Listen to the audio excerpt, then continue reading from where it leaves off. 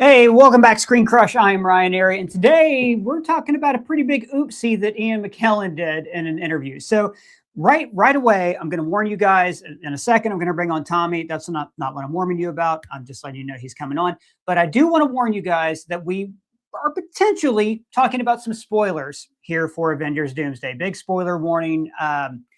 And here's why. So Ian McKellen, the great Ian McKellen, gave an interview and he casually let slip something that we're going to show you in a video in just a second.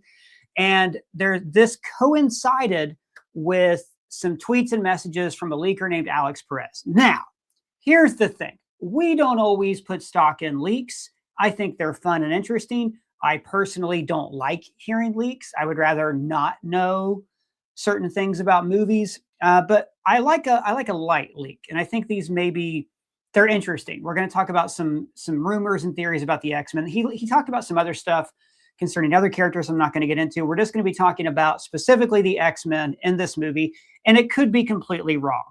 In my experience, leaks, even from reliable ones like Daniel RPK and Alex Perez, it's a toss-up. It's 50-50 because sometimes they're getting their info from like old scripts or old information or from trailers that are obsolete. We just don't know if these are true or not, but they're fun. And I want to hear from you guys in the comments and especially in the super chats, what you think, what you think about these rumors, if they're true, and what you think the plot should be of Avengers Doomsday regarding the X-Men. And I will say we're going to try to get to every super chat. We're not going to necessarily get to all of them, but please send us super chats and I'll get to them or other comments as we can. All right, so let's bring him on. You guys know this fella as the man who's always on break, our good friend of the channel, Tommy Bechtold. What's up, Tommy? Oh, I got to get back to work. But first, let me just say, as Dashboard Confessional so correctly said in Sam Raimi's Spider-Man, vindicated! And tell us why you feel vindicated today, Tommy. Is this related to sports ball again? No. This is related to what I hope is a documentary, Avengers Doomsday, in which Ian McKellen has confirmed New Jersey is off the map. All right, so let's watch the clip real quick since you've teased it so well for us. Let's check this out. Nowadays, I think things will become a little bit easier, though I did destroy New Jersey the other day. Oh, I perhaps shouldn't have said that. As one does. Now, to give you guys context, this is a great interview, actually. And I forget the name of the channel. If you can tell me in the chat who the channel is, I'll make sure to shout it out. Great interview where he talks about his career and he starts off saying like, hey, I hadn't read the X-Men comics, but I related to the idea like that it's a metaphor for being gay is how he put in his portrayal of it. It's a really good interview. And then he talked about like how in acting as Magneto, you do this kind of thing. And then he casually let slip. Let's hear it one more time. Nowadays, I think things will become a little bit easier, though I did destroy New Jersey the other day. Oh, I perhaps shouldn't have said that. As one does. Now, the crazy thing about that, Tommy, is if he hadn't said, oh, I shouldn't have said that, no one would have cared. And we're used to Marvel actors spoiling stuff. If you remember Mark Ruffalo spoiled the ending of Infinity War. He said everybody dies, and then Don Cheadle goes, dude. And had Don Cheadle not said that, it wouldn't have mattered. But here Ian McKellen caught himself. So yes. You're celebrating. We almost put RIP New Jersey on the thumbnail, and I thought, nah, watch. I'll do that, and then something will happen. But here you are. You got to be careful because there's just so much crime, Ryan. You never know. New Jersey is such an unsafe place to live. And let us know, New Jersey, what you think. And Jake's Takes had the interview, and you guys should watch the whole thing. We'll put a link to it in the description later on. So yeah, Tommy, tell me what you think about this. What are your first thoughts? I'm obviously overjoyed. I feel validated in ways that I haven't felt by any woman, that's for sure. No, I think it's fun. I think it's a cheeky little slip up. And I think it speaks to something that I want to talk about further, which is what is Magneto and the rest of the X-Men, what is their involvement in this movie and what is their role? Because we have a lot of assumptions of the X-Men based on our love of them from the animated series and the comic books, but are they the good guys in this?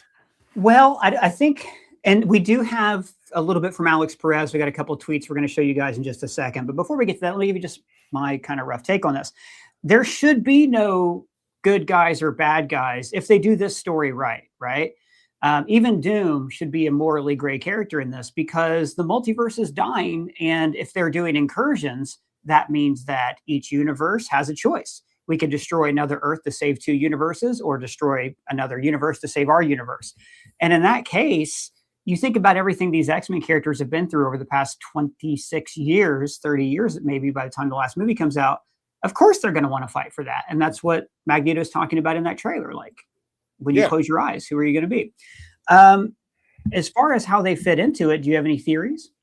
Well, I think that maybe they're a little further ahead in their knowledge of what's happening to the multiverse. Like, my thought is that, like, they have an immediate advantage because they're already ruthless. I think that's why we might see that fight with the Fantastic Four, and why the Fantastic Four might be taken unawares on that. Like, where it's like, wait, why are you fighting us? And it's like, because we have to save our universe. And I think that what we might see is a more, like you said, morally gray version of the X-Men that are like basically fighting for the survival of their universe, and therefore resorting to some pretty cutthroat tactics. So I see them as kind of like a at first adversary, where ultimately, everyone's probably going to realize they have to work together to save some.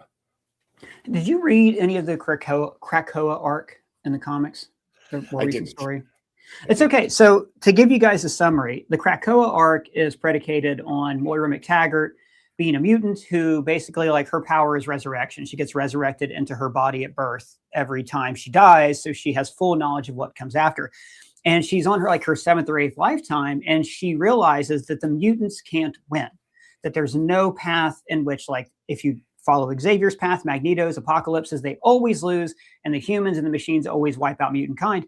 So she forms a consensus among everybody that they will team up and just form an independent mutant nation, which it takes a while to get the human race on board with that, with basically being told, hey, you're no longer running the Earth, we are.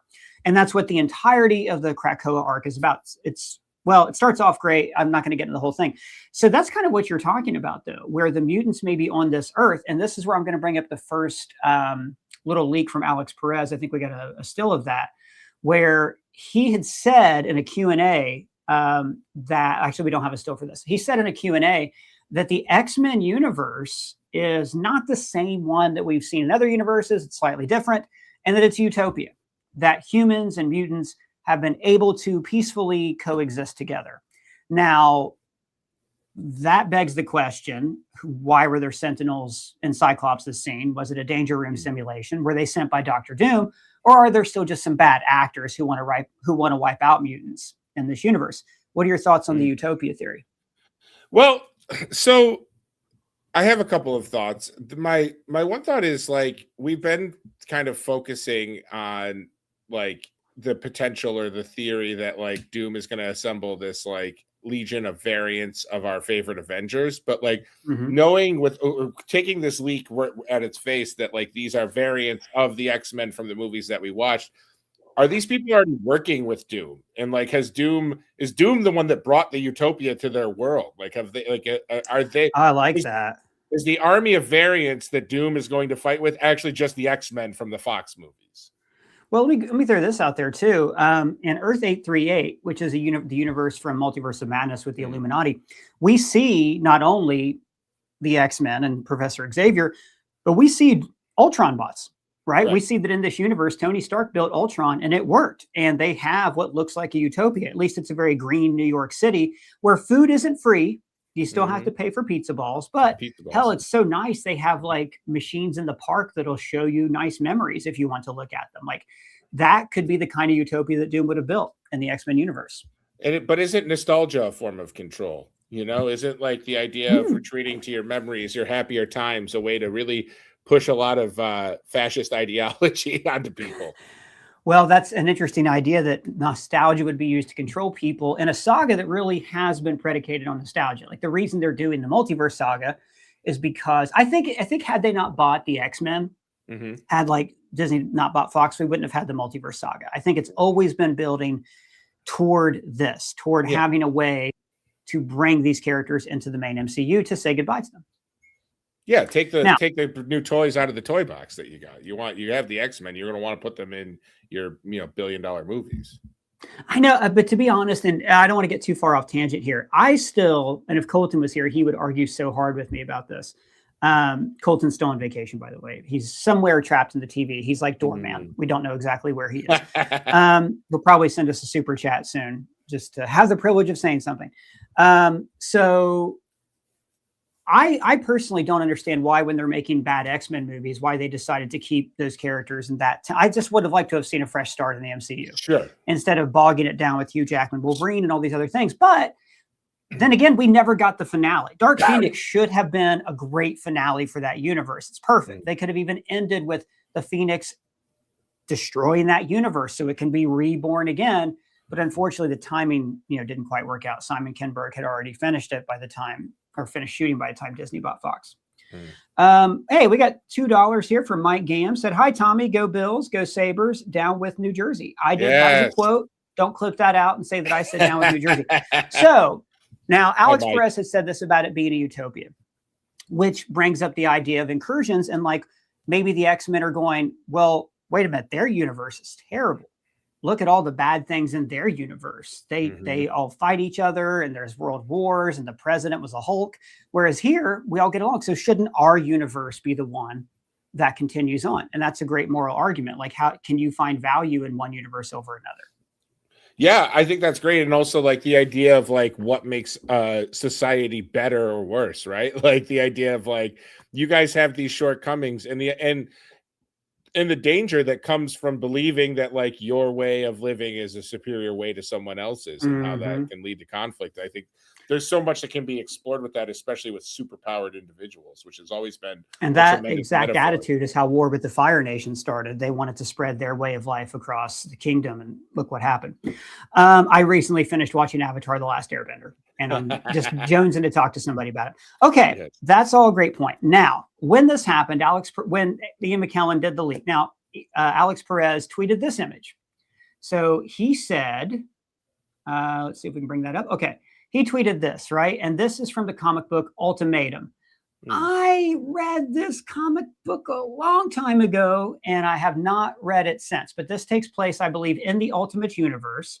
And it's Magneto using his powers to create a tsunami to destroy Manhattan. Now, Magneto in the movies has been pretty tame. I think, if I recall, there was a moment in X-Men Apocalypse when he was kind of going to use his powers to destroy the world.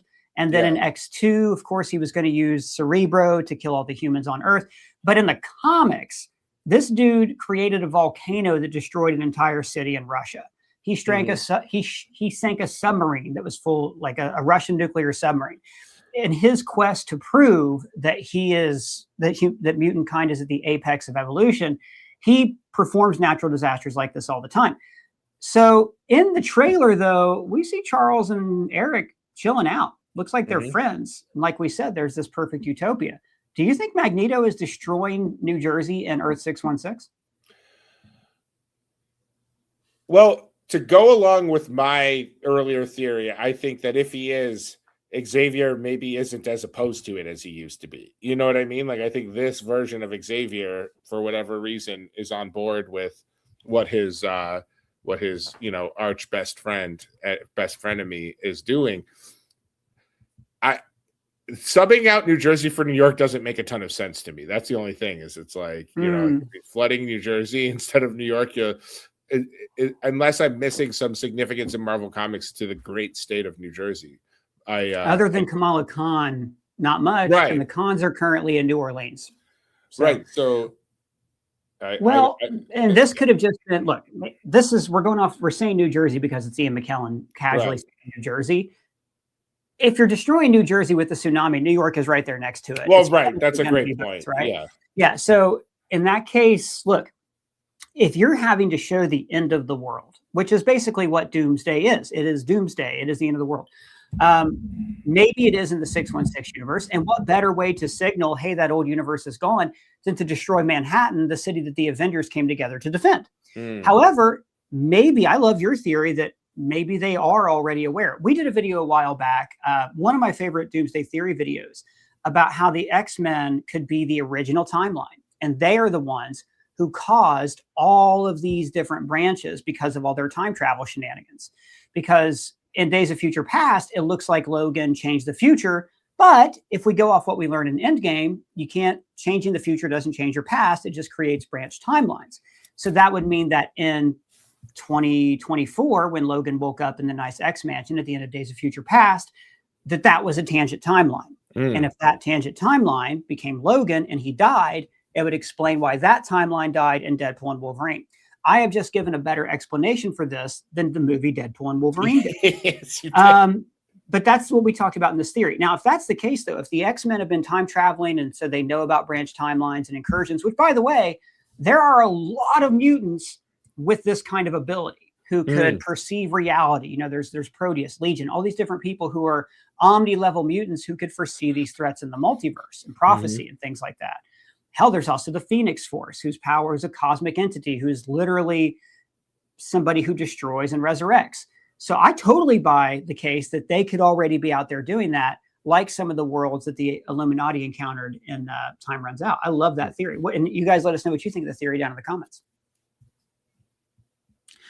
We got Wild Boy, gave us $2. Thank you so much. Said Cyclops and Rocket calling him Sonic in reference to Marsden being in the Sonic movie. I don't know if Rocket would do that, but I could definitely see Deadpool doing that. Personally. And okay, and we also have, let's see here. Let's bring up that Alex Perez comment about Doomsday real quick, see what he said about that. He says, this is where he's talking about how it's a utopia. He says, but you have to wonder what exactly happened prior to that allowed this utopia to exist. What sacrifices had to be made for the greater good? And that question is the general motif of Doomsday, not just for Magneto, but Sam and his Avengers, the Thunderbolts, the Wakandans, X-Men, everybody. What would you be willing to sacrifice to gain what you want, to succeed, to save the ones you love? Your morals, your beliefs, what else would you sacrifice? Your life? The question isn't, are you prepared to die? It's who will you be when you close your eyes? So that fits right in with the trailer. And that's one of the reasons I wanted to talk about this, because I think it's likely to be true. That it dovetails so nicely with Time Runs Out. And I like the idea that to achieve this perfect world that the X-Men have fought for so long, they had to make moral sacrifices. Yeah. And, you know, part of, you know, when I hear the word utopia, I think back to all those like great novels you read in like high school English. And it's like a common theme of those utopias is that they're really dystopias, right? Like they're like Brave New World, where everybody's they're like they're presented as right. And there's usually to create this utopia, a certain sect of society has agreed, and I put that strongly in quotes, to kind of be less than, right? Like a utopian society is always presented as like this, like everyone is all on the same page and loves their quality of life. So my thought is like with the sacrifices may not be in life. It may be that like people have accepted roles of like and control over their lives that they wouldn't normally have accepted.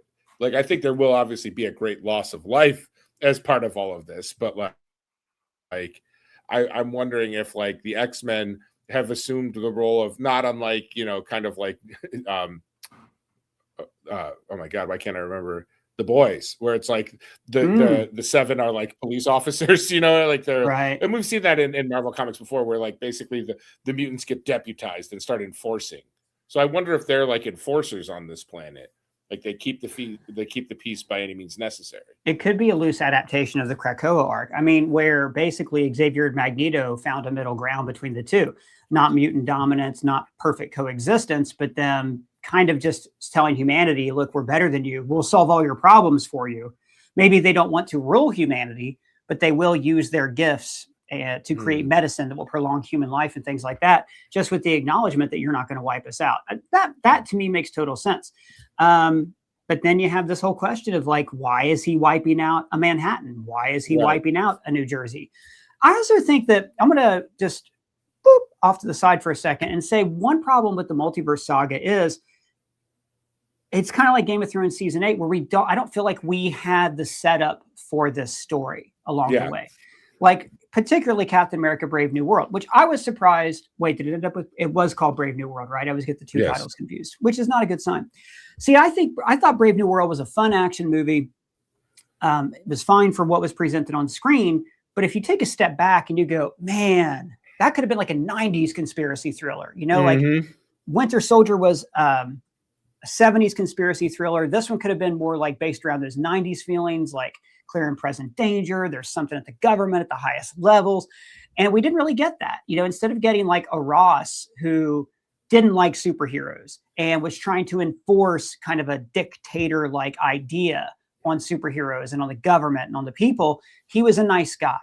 Mm-hmm. I think that movie, in hindsight, again, like they started making that movie pre-strike. They had no idea. I think at the time they weren't necessarily planning where Doomsday was going to go when they started production on that film. It was probably still Kang Dynasty when they started, but it just would have meant so much more, I think, if Ross would have won, if some kind of peace would have been achieved that maybe Sam didn't sit well with, or that Sam agreed to. Did you watch Luke Cage? Man, I watched some episodes of it. I never finished a full season. So of it, Luke Cage season 2 had this great ending where Luke Cage, both seasons, he's been trying to shut down all the criminal activity in Harlem. At the end of season 2, spoiler alert for something that aired 10 years ago. At the end of season 2, he decides, I can't beat this, but I can become it. So he takes over running the club. And then we were supposed to get a season 3 and they canceled it. And hopefully it's addressed in Daredevil Born Again. That would have been a great way to see Sam and everybody else kind of handle this. If we would have gone Dark Avengers and we would have seen them take this, like, to really create this morally gray world. But do you think there's anything morally gray about the MCU right now? No, I was going to say, like, what you just said kind of evokes in my head, like, everything kind of ended too good. Like everything, like the good guys won too much in all of the recent Marvel movies. Unless I'm misremembering, like it's like, they did. Thunderbolts ends with them being declared the new Avengers, and they're all laughing and hanging out in their clubhouse. Brave New World ends with Thunderbolt Ross incarcerated and like the peace kept and whatever, and that like, and the leader kind of dispatched of, and then. What else am I missing? Deadpool and Wolverine obviously had a happy ending, but that's right. In the universe. Like they missed the opportunity to add an element of impending doom, right? No pun intended. Like there was no. There's the leader post-credit scene, for whatever that's worth. Yeah, I guess, but a post-credit scene doesn't kind of cut it for me anymore. After we saw all of our favorite heroes turn to dust, right? Like Infinity War gave us this like incredible 7-minute sequence of everybody we just loved from the last decade of movies evaporating before our eyes. And I understand that Doomsday is like the next big tentpole Avengers movie. So maybe Doomsday will have that ending that makes us all go, holy shit. But it feels like because the multiverse added so many characters and so many, the multiversal saga, added so many new characters and put so many characters in kind of like, where is Wanda? What's going on with Doctor Strange and Clea? Like there hasn't been the kind of unifying dread that is required for. Well, where are the stakes? Right. Even Ant-Man Quantumania. Everybody was so bloodthirsty for Paul Rudd in that movie, like just assuming Kang would kill him because of course that's what you would assume. Right. And then what do we end up with? We ended up with a monologue that was obviously part of a reshoot. Where Paul Rudd thinks, oh, wait, are we in big trouble? And then they have the birthday party scene that they filmed like a month before the movie was in theaters. Right. So, yeah, I do think they've missed out on some of those opportunities. Again, I don't even want to claim, though, that like every phase of Marvel had a unifying theme other than phase 2, everybody losing a limb and a nod to Empire Strikes Back and ships falling from the sky. I do feel like each phase, but the start of the multiverse saga had a theme, grief. The problem is without an Avengers movie to cap each phase, I can't really say like that phase 4 was about grief and phase 5 was about, what do you guys think phase 5 was about? And then phase 6 is about, can we get the hell out of this saga so we can bring the X-Men in? Yeah. We do have, go ahead. No, I'm just thinking like, that's a great question. What is phase 5 about? Is it about finding your found family? Like, I don't really know. Well, it began with Quantumania and it ended with Ironheart. Right. And there's not really a theme there. I mean, we can cherry pick one. And I think Colton's right that the multiverse saga as a whole is about choice. Most things are. And we did a video too, where I was like, yeah, here's the, like we went through every single thing in every movie and how even more so than the Infinity Saga, it revolves around choice. I got a couple super chats I want to get to here and a couple comments. Lord Vader gave us $10. Thanks, Moneybags. Said you did it just because you love the channel. That's awful sweet. And we appreciate it. We've also got Michael Curran said Fantastic Four should have ended with their universe collapsing. I don't know. I mean, that certainly would have I think jump that's going to started happen things a little anyways bit. in Doomsday. Right. You know, I think that it's weird to me that they would start a Fantastic Four in another universe in Phase 6 right before Doomsday.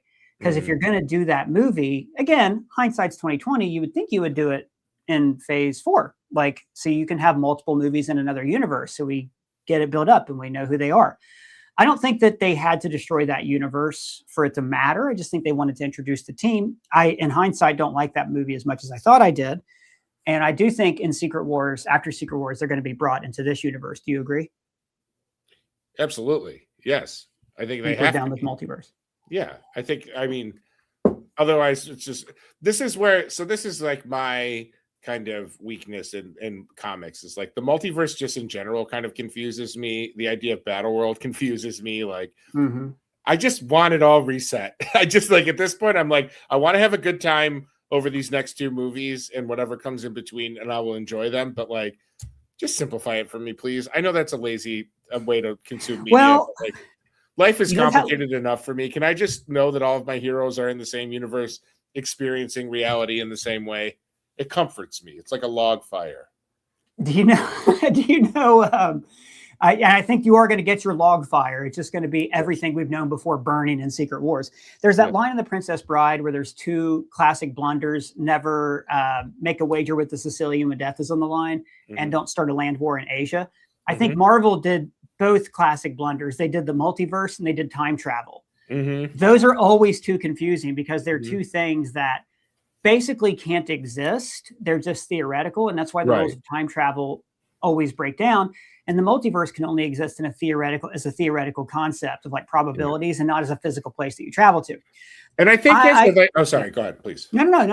I was gonna say, I think as like just an average viewer, because like I consider myself a tick above average as a viewer, but like it's just hard to care as much when you're like, well, it's not exactly the same person that we came to love in these movies. It's a person that is like them, but from another universe. And like, you're like, okay, so now I have to imagine their whole backstory and their relationships with the people on their planet. It's kind of like in a comic book and in a book, I think it works because it's so, your brain is firing on, the synapses are firing, just reading and consuming and trying to like compartmentalize things. But watching it, you're kind of just like, okay. I mean, I should say I rather than you. I am just kind of like, okay, but where is the prime version of this character? Where is the exactly, but that's the problem with the multiverse. It always devalues a character. I don't know if you still watch Rick and Morty, right? But Rick and Morty's had a fun time with the meta aspect of this. Yes. Where, they're fully aware that none of the other Ricks matter, right? Or that none of the other Mortys matter.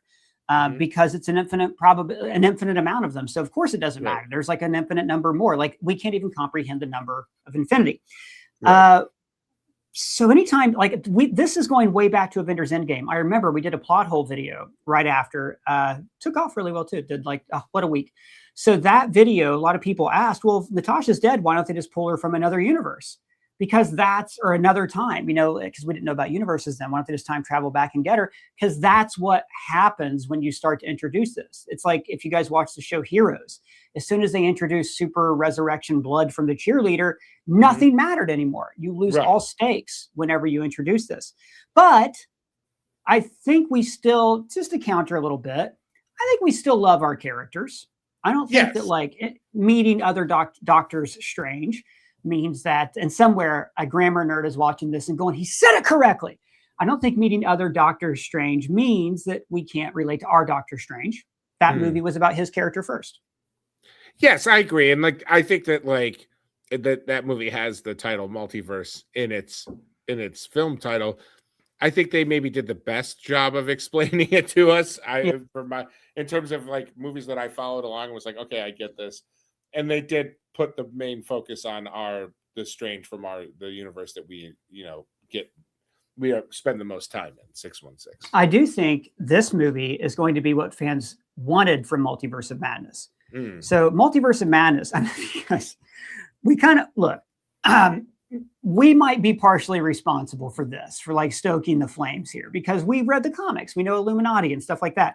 So we're like, maybe Tom Cruise is in it as Iron Man because he was going to be we had all these whacked out theories, right? Now, some of them paid off. You know, Professor X was in it, which they spoiled in the trailer. We didn't see John Krasinski as Mr. Fantastic. That was cool. But on the whole, I think there was no way those cameos could possibly have lived. There was no way the cameos could have possibly lived up to people's expectations. And those expectations were silly. I think to want a movie to be a cameo fest, I don't think works. I think that movie would have worked better if the Illuminati was all Doctor Strange. Like just from other universes. Yeah, for sure. Okay. I got a couple interesting comments here. We've got another $5 from Michael Radini. Thanks so much. Really happy that damage control was center stage in Wonderman. One thing that's been missing is no shield, no Hydra, barely any sword. Are you caught up on Wonderman? I am. I have 2 more episodes left, but so we won't spoil anything for you. Wonderman's a great show. It's on me. I'm too late. I'm enjoying it enough. Well, I didn't tell you we were going to talk about it. We just got a couple questions here that I want to address. I agree. And the Department of Damage Control, I love how, to me, this is what works in a shared cinematic universe, right? The great thing about things like Star Wars or Marvel is that a creator can come up with a cool idea and maybe not fully explain it, and it seeds another idea. The best Marvel example is how in the Ancient One's beautiful speech in Doctor Strange, when she tells him, I have looked at this moment so many times and never seen past this moment. So she knew she was going to die. Then Marcus and McFeely took that monologue and said, wait, you can use the time stone to see the future, which is where they got the idea in Infinity War for Doctor Strange to do the same thing. So that's a great example of one creative, Scott Derrickson, dropping something off, and Robert Cargill dropping something off, and the next person picking it up, right? Awesome. Why that's happened with Damage Control, where the Department of Damage Control briefly appears in Homecoming, more comic accurate. Tyne Daly is the head of Damage Control and stuff. They're in No Way Home. Suddenly, we need somebody to police Peter Parker. And then they have that great shot of them seizing the drones. And then those drones appear in Ms. Marvel just with a new paint job. That alone, that one little tiny addition in in that show, and showing like the Damage Control having laser guns, that opens up so many possibilities. Did they also seize the Iron Legion? What other assets of Stark Tech?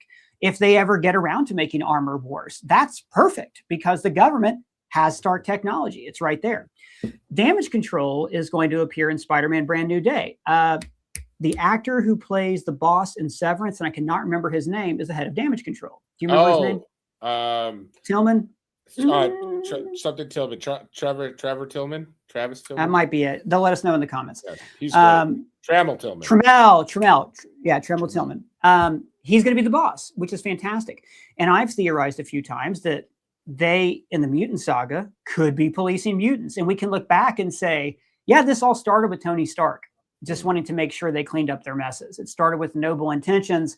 And then in his absence, it evolved into this horrible thing. So I love that idea. Now, Damage Control is obviously after Trevor in the movie. And at the end of the show, they have some leverage on Simon Williams. I'm not going to, because other people may not have seen it, but it is a very cool. I'd love to talk more about Wonderman. I'm very much enjoying it. What a great show. We just put our breakdown out Monday. Maybe later in the week we'll do like a Wonderman talk back if we can get Colton in for it too. As a thespian myself, I'm something of an actor myself, Ryan.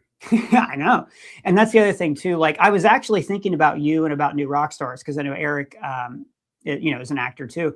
And there's all these little inside baseball things in it about acting and auditions and sides in LA. So I did my best to explain that. Can I tell you something from the first episode that I completely missed that I really should have pointed out in the breakdown? So friend of the channel, Mike Mazzella, Doug's attorney, who we talked to a couple Fridays ago, he pointed this out and I can't believe it didn't occur to me. Episode 1 ends with Trevor and Simon meeting, Trevor befriending him. We know it's episode 1 or episode 2. I can't remember, but where they have agreed that they're going to work together. I think pretty sure it's episode 1.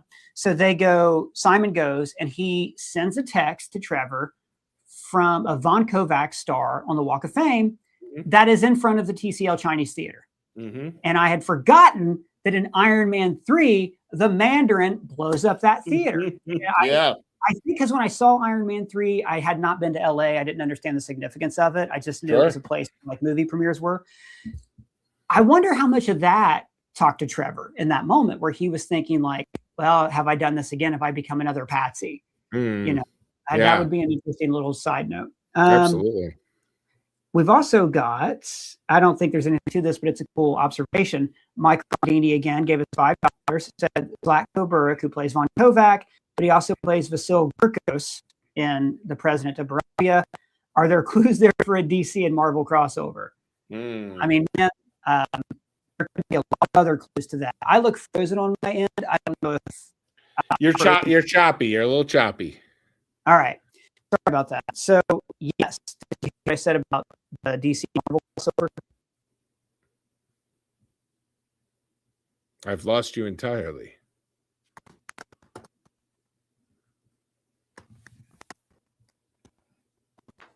All right, everybody, it's Tommy time now. A time of joy, a time of pain, a time of retribution for those in New Jersey. Well, we wait for Ryan to come back. I got to say, guys, I enjoyed the first few episodes of Wonderman, and I know we said we weren't going to talk about it, but I want to talk about how realistically this show captured the life of a auditioning actor in Los Angeles like 5 years ago, back when you went to auditions in person. Now, the second episode, I'm gone. Am I gone?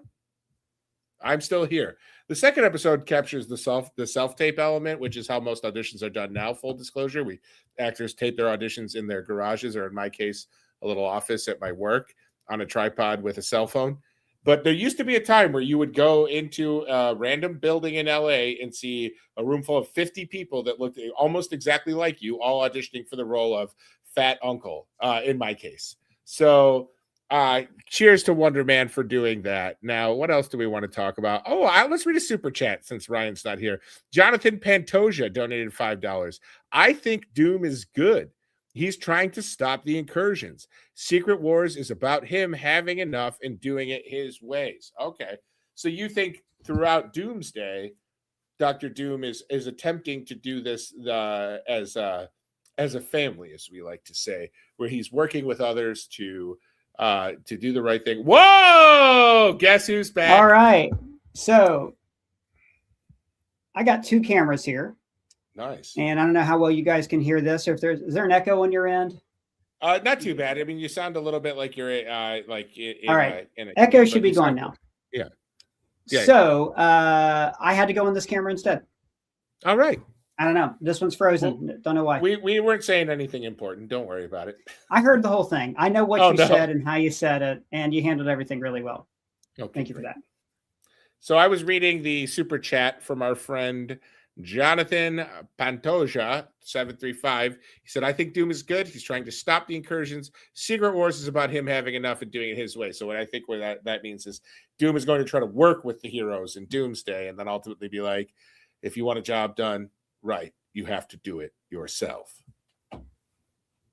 You have to doom it yourself. I definitely think they're going to play up the good guy aspect of it. You know, I think he's going to be a morally gray person who we can relate to his motives, because that's Tony Stark. You know, Tony Stark is somebody who's displayed all these other tendencies over the years that could be construed as villainous. I've heard people say he would have been in Slytherin, and I really like that.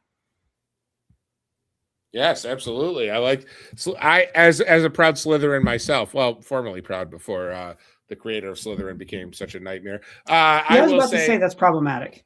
Yeah, but I do enjoy the books, and I read them when I was a child, or at least a man-child. Anyway, I always liked the idea that like the Slytherins were judged harshly on the surface in the books, but like there were many morally ambiguous Slytherins that often did the right thing when push came to shove. Now, this kind of seems like the opposite, where it's like Doom is going to try to say all the right things and do the right thing, and then once things get a little tough, he's going to break bad and be the Dr. Doom we know and love so much. I definitely agree. I'm trying to get the correct microphone hooked up. Sorry about that. No Let's problem. To over in the chat.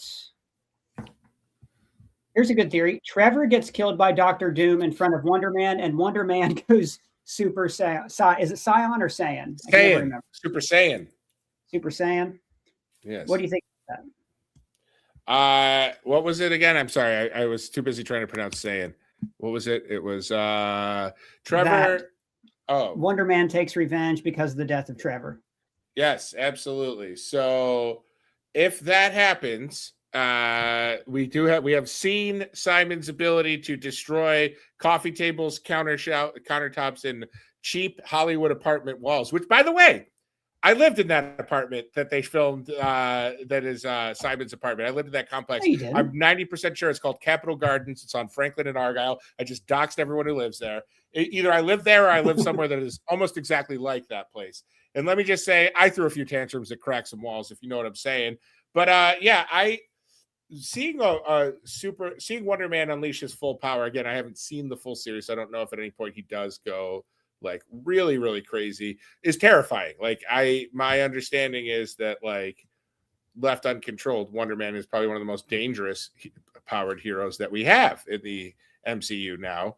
And I'm really hoping that there's a big plan for him. I mean, the way they dropped Wonder Man seemed kind of, discouraging, but the reaction to it has been almost universally positive. And I would imagine they now think that they have something here.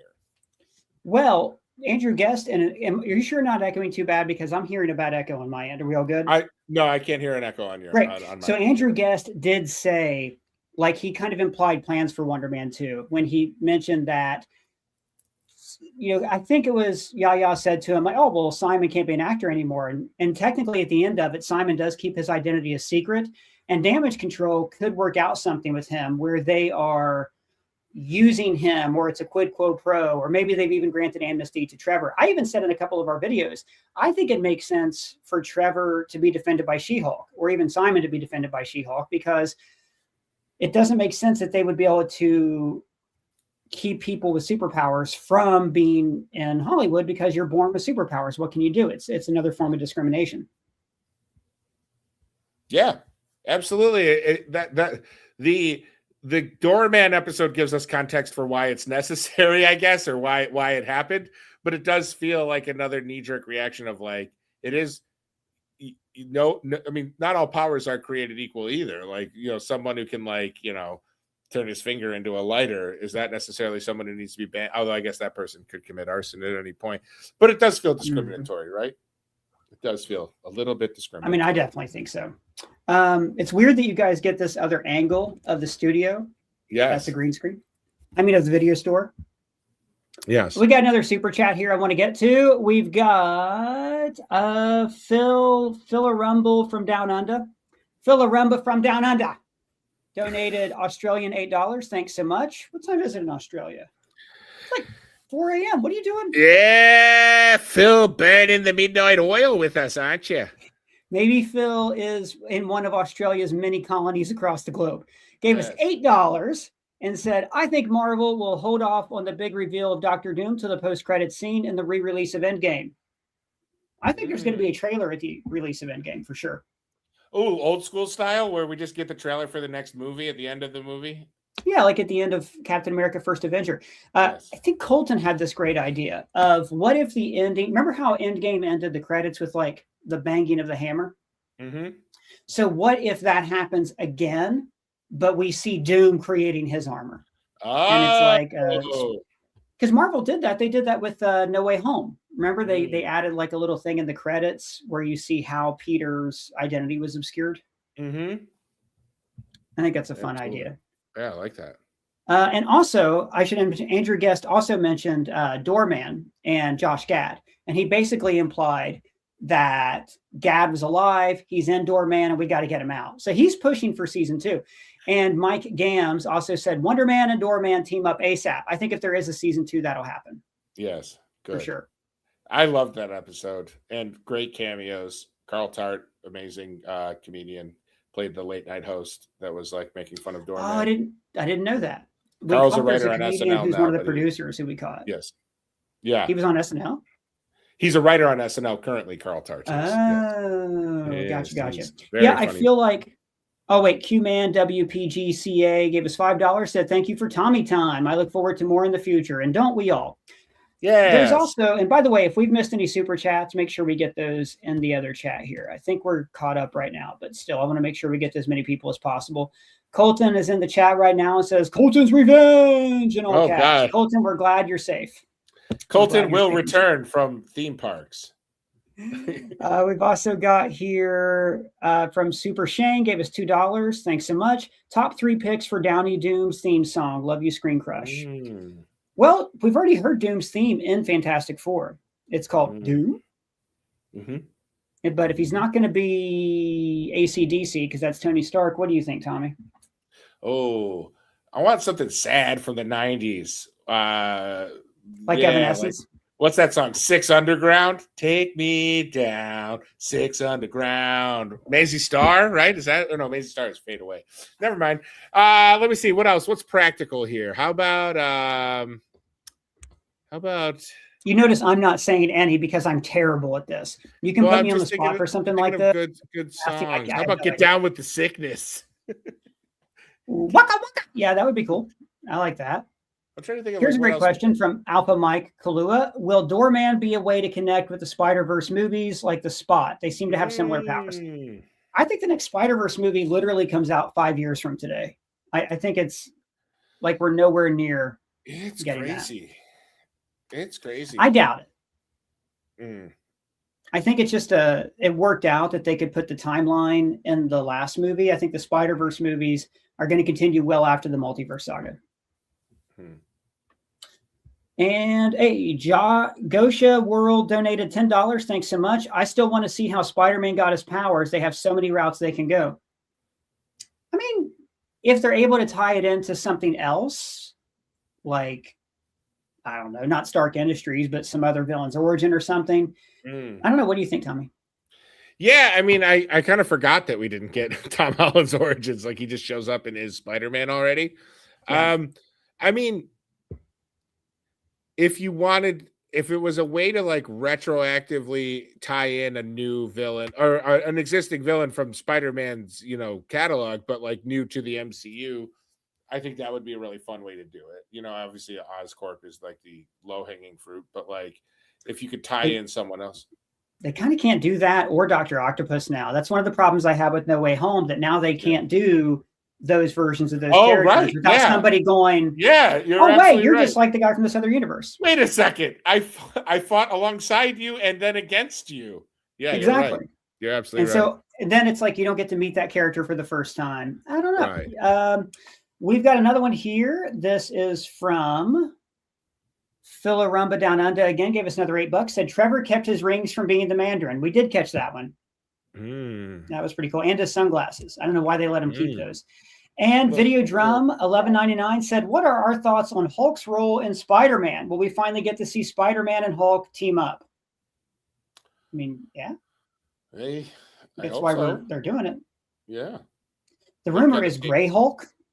So it'll be smarter, but not smart Banner intelligence and have like an attitude if they're going to be loyal to the comics. I like it. I'm into it. Yeah, I am too. All right, guys, we are going to wrap it up there. Sorry for all the technical difficulties, but I hope you're enjoying the other angle. If you guys want to actually come to the store, you can rent Chubby Rain. Oh, I love Chubby Rain. You guys are doing some other things here. We've also got the alternate universe Tony Stark film with Simon Williams. And if you guys just enjoyed me rambling and panicking in front of the screen, just find me in the streets. I'll talk at you for like 10 minutes. No problem. You don't even have to super chat me. Just high five. I feel kind of bad because, Tommy, I feel like I took away from your normal, like, ranting in the street time. No. I had a great time. Plus, I got to name drop that I was an actor, which is my favorite thing to do. And tell people. And he's always available, guys. You can find his address, his not email address, his socials down below if you want to book Tommy for something. All right, Tommy, back to you. Auditions today. I'm like Simon. Oh, sorry. That's okay. Go ahead. I said I did 4 auditions today. I'm just like Simon. I'm just like him. All self-tapes, right? Yes, all self-tapes. That's right. And like I said, Tommy's socials are down below. Tommy, do you have somewhere you got to be right now? Oh, shoot. I got to get back to work. I'm so sorry. All right. Thanks so much, Tommy Bechtold, for joining us. And guys, we want to hear from all of you. You can see a corner of the store you've never seen before right now. We want to hear from all of you guys. What do you think about Are the X-Men in some kind of utopia? Do you think Ian McKellen spilled too much? And what did you think about Wonderman? Let me know your thoughts down in the comments below, or you can at me on Twitter, Blue Sky, Threads, or on our free to join Discord server. And if it's your first time here, please subscribe, smash that bell for alerts. For ScreenCrush, I'm Ryan Airy.